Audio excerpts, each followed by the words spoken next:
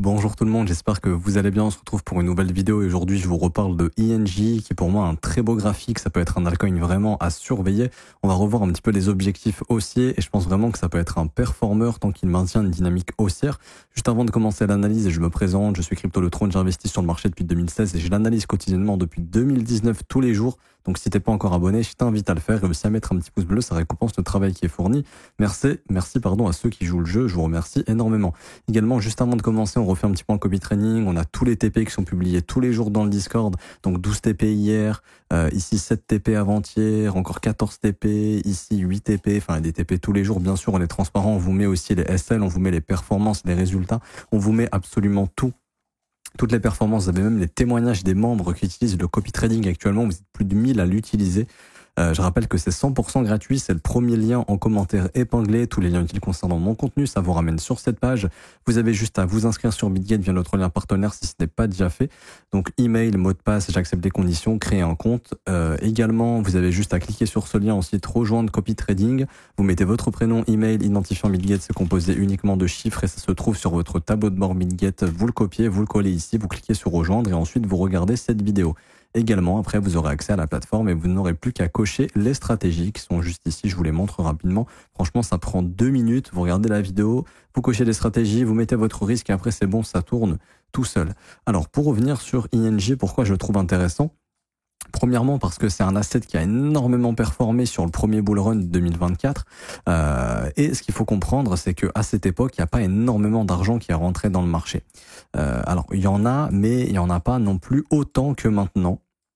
Il faut savoir que en 2024, alors l'impression de stablecoin, on est passé de 110 milliards à 143 milliards, donc oui, c'est beaucoup, mais ce pump a été centralisé sur quelques assets, il n'y a pas eu énormément de crypto-monnaies qui ont explosé, et lui, INJ, l'a carrément explosé. Donc ça montre qu'il y a eu énormément d'intérêt pour lui, avec le peu d'argent qui était rentré à l'époque. Pour vous donner un ordre d'idée, depuis que Trump a été élu, on a imprimé ici à peu près 25 milliards de stablecoins. Je ne sais pas si vous vous rendez compte, c'est énorme. On a imprimé 25 milliards de stables en un mois, alors qu'en 2024, on avait imprimé ici à peu près, on est passé de 110 milliards à 142, donc 32 milliards, mais en plusieurs mois. Donc là, en un mois, on a imprimé 25 milliards. Moi, je me souviens de la moyenne, c'était à peu près 5 milliards par mois sur le pump de fin 2023 jusqu'à mars 2024. Et on a continué d'imprimer jusqu'à avril. Après, la hype en crypto s'est complètement calmée. Là, on voit qu'il y a une demande. En crypto, il y a une énorme impression. Ça, c'est le meilleur indicateur qui confirme qu'on est en bull run. Ça imprime du stablecoin tous les jours. C'est qu'il y a de grosses institutions qui achètent du Tether, de l'USDC et qui, du coup, vont l'investir en crypto-monnaie. Et de voir INJ qui a énormément performé alors que il n'y avait pas autant d'argent que maintenant, c'est que pour moi ici il y a de gros poissons qui ont fait de gros bags et qui vont essayer de revendre ça plus cher probablement. Et là on voit qu'on réimprime de l'argent et qu'il y a un lag. INJ il n'est pas encore en train d'exploser. À mon avis, je pense qu'il y a encore des gros poissons ici qui sont peut-être en train d'accumuler et quand ils vont arrêter d'accumuler, ça risque d'envoyer le prix assez haut. En tout cas, ça c'est mon avis. Pourquoi? Alors INJ, j'ai rien pour le projet, je le trouve même pas exceptionnel pour être honnête, je trouve même pas que c'est un projet waouh. Pour le coup, il y a probablement dans le même domaine des assets qui font beaucoup mieux, mais à croire qu'il y a beaucoup de gros poissons qui ont choisi INJ en 2024 et qui vont le rechoisir éventuellement. Donc, pour expliquer un petit peu ici, on a eu un retracement. Ok, première des choses, jusqu'où? Ok, zone de rechargement, c'est ici que les pros rachètent, ça a été défendu, donc on sait qu'il y a des pros qui sont en train de racheter ici. Ensuite, on regarde autre chose. On regarde ici la structure qu'a fait le prix. Le prix était dans une structure baissière jusqu'à ce qu'il casse le précédent sommet qui était lui et jusqu'à ce qu'il fasse cette structure haussière. Donc là, on est de nouveau bullish en hebdomadaire. Ça, faut bien le comprendre. On est bullish en échelle hebdomadaire jusqu'à preuve du contraire. Et en mensuel aussi, puisqu'on a eu un creux, juste là, un sommet, un retracement qui est venu chercher ces imbalances qui ont été comblés et on est en train de faire un creux ascendant. Donc dans l'idée, ce serait d'aller chercher un futur sommet ascendant, c'est-à-dire un nouvel ATH. En tout cas, ça, c'est ce que l'analyse long terme nous indique, même si je me mets en trimestriel, on voit qu'on a eu un énorme pump, une grosse imbalance qu'on est en train de totalement combler et que le prix est prêt à aller chercher un nouveau sommet. C'est comme ça que le marché se déplace, de cette manière. Donc sur le long terme, bullish, donc on s'attend à faire un nouveau record. Sur du un peu plus court terme, ici, en weekly, on peut voir que on a un début de retracement. Et moi, ce que je vous indique toujours, c'est que vous prenez la précédente impulsion, vous tracez votre zone de rechargement et très souvent, le marché y vient. Alors, pas tout le temps, mais il peut y venir. On voit que sur la correction qu'on a eue en début de semaine, on n'est pas revenu chercher ici la zone de rechargement, s'arrêtait un petit peu avant. OK ? Et là, ING il fait face à un imbalance baissier. C'est ce qui va en fait le repousser. Tant que ING n'arrive pas à casser cet imbalance baissier, il y a toujours la probabilité qu'il puisse faire deux choses. Soit revenir dans la zone de rechargement du dernier mouvement, donc de celui-ci. Et donc à ce moment-là, il y aura une bonne zone d'achat court terme si on y revient, ici entre 26,50 et 25,40. Donc je vous invite à noter ça sur vos graphiques. Et si jamais on vient et on casse cette zone de rechargement, là, il y a des chances qu'on fasse une dernière phase baissière qui viendra chercher les stop-loss accumulés sous ce support, sous les 22,30. Et c'est ici que les gens vont capituler et c'est ici que les gens vont vendre avant le gros mouvement haussier qu'on aura par la suite, très probablement. Pourquoi ? Parce que comme je le dis, ça correspond à la zone de rechargement de la dernière impulsion. Donc c'est ici que les professionnels peuvent rentrer s'ils le souhaitent. Mais surtout, on a également la formation. Faut que je mette l'indicateur d'un FVG weekly vectoriel. Alors ça, c'est une zone qui, tôt ou tard, sera retravaillée. Ça peut être pendant le futur bear market, ça peut être là dans 1 ou 2 semaines si on y vient, mais ça, cette zone, on y reviendra.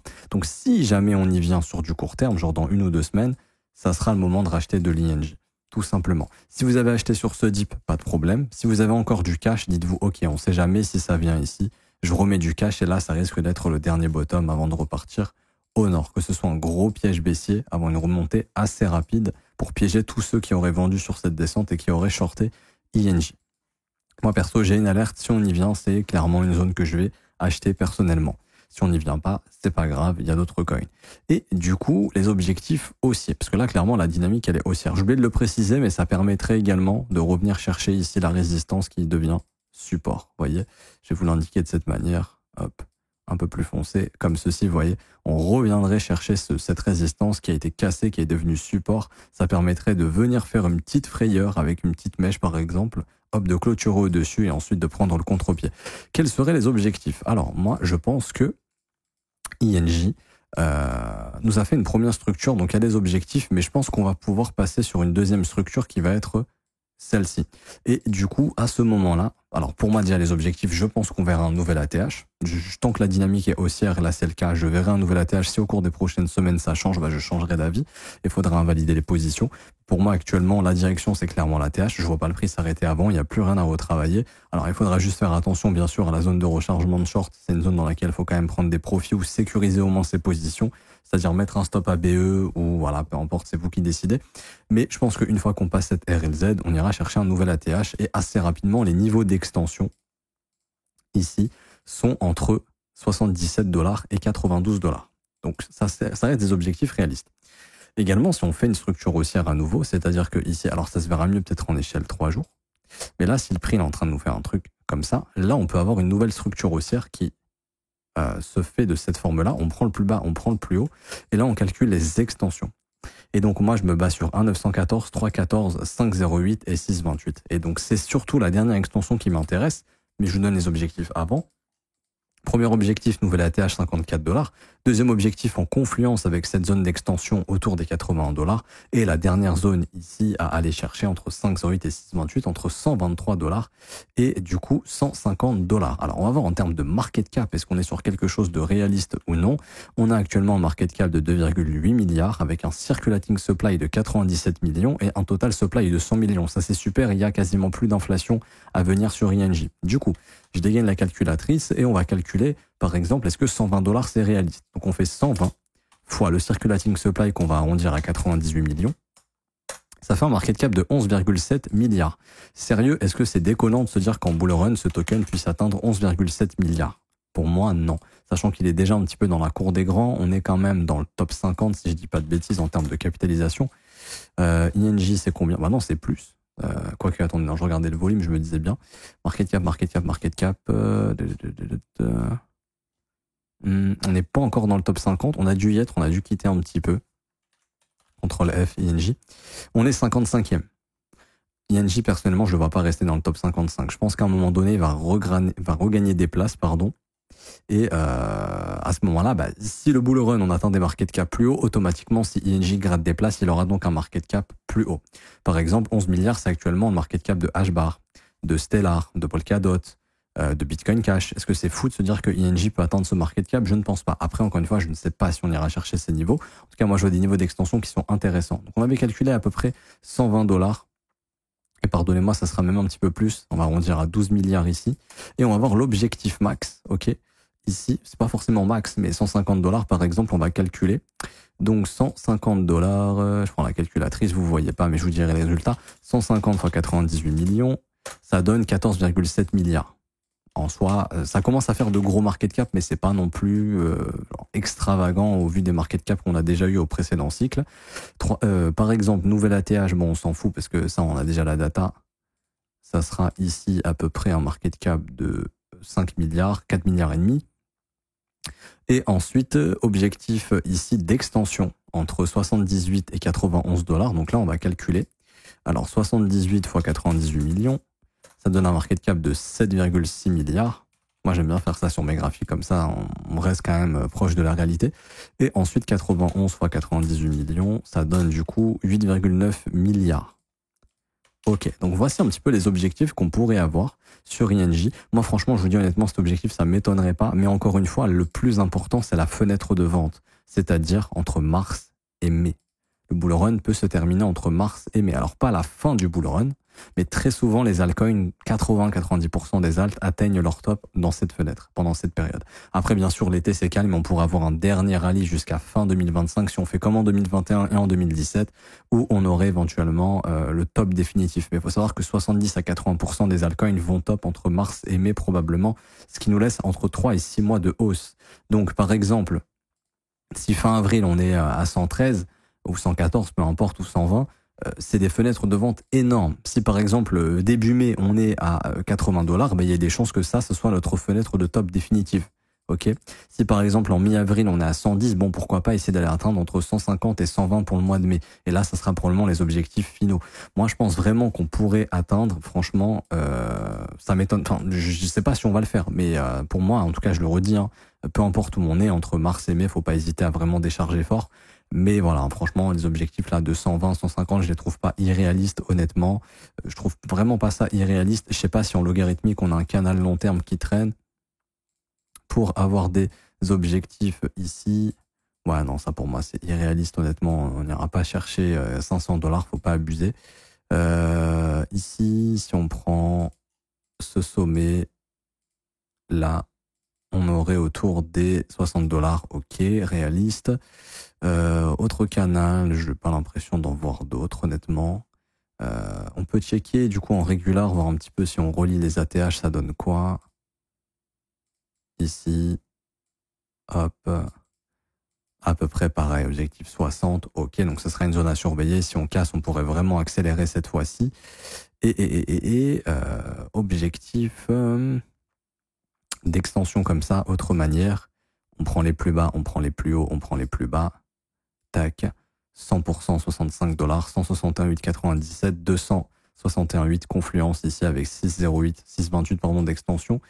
Ok, bon, et 116 dollars. Ok, bon, tout ça c'est des zones de profit. De toute façon, l'objectif c'est de prendre des profits sur la montée et vraiment de réserver les plus gros profits entre mars et plus on s'approche de mai, plus vous vendez fort parce que c'est souvent à ce moment-là que les corrections arrivent. Et également, n'oubliez pas que si jamais ING nous refait une deuxième vague, je pense qu'elle viendra sous les 22 dollars et que ce sera le meilleur moment de se positionner si vous n'êtes pas encore dans ING.